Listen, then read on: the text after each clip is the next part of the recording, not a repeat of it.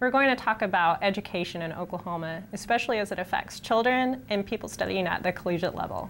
If I could turn to you, Dr. Schotten, and maybe I was wondering if you could talk a little bit about the ways in which we are trying to incorporate or provide options within the curriculum.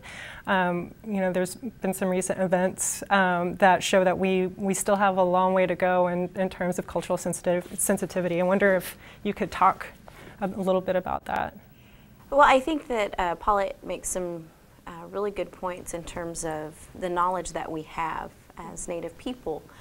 In terms of education, what we have continually pushed for is the incorporation of that knowledge into our education systems. So using things like culture-based education, using that type of instruction to teach our students, because we know that it works when we teach our students, not just in a culturally sensitive way, but not infusing, but from a cultural perspective, that we're teaching them from that cultural center, and that is what they're learning, how they're learning, that they do better. I think that there are some really exciting things that are happening. We know that in terms of K through 12, the No Child Left Behind era has really, the impacts have not been very positive for many students, but particularly for Native students. And they've really been impacted by that policy. And so a number of states have started adopting Common Core state standards. So we have 48 states that have adopted the Common Core state standards that allow a little more leeway within the state to adopt these standards that, you know, it's more about being able to demonstrate this, you meet the standard.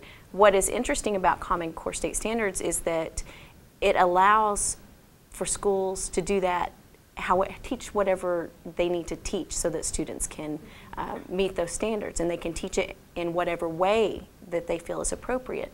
So the National Indian Education Association has been working over the past 2 years with the Jemez Pueblo in New Mexico to talk about and figure out how do we incorporate language and culture into the Common Core state standards. Not just the piece where you have an 85-15, so 85 for, you know, math, reading, and then 15 for other things that you can teach. But so that can include culture and other pieces. But what we've been talking about is how do we incorporate culture and language across the standards? How do we incorporate that in how we're teaching? So how do we use tribal values to teach science, to teach math? For example, with the Jemez Pueblo, how might they use their traditions with pottery to teach math concepts, and how that can work with our students. So it's figuring out how we can do that in different locations. We have a number of people have been doing that. Our Native brothers and sisters in Hawaii have been using culture-based education and have really become leaders in that area, and we're learning a lot from them.